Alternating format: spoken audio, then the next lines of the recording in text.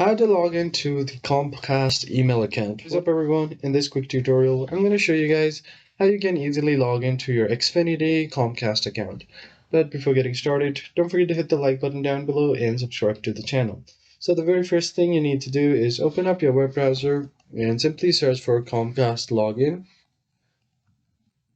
and then hit enter. So you have the first option where it says login.xfinity.com. You just want to open up this link.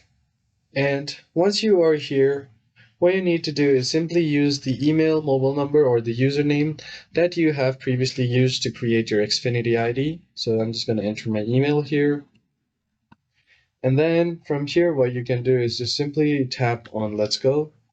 And after you have done that, you will be taken to a page where you can enter your password to verify your account.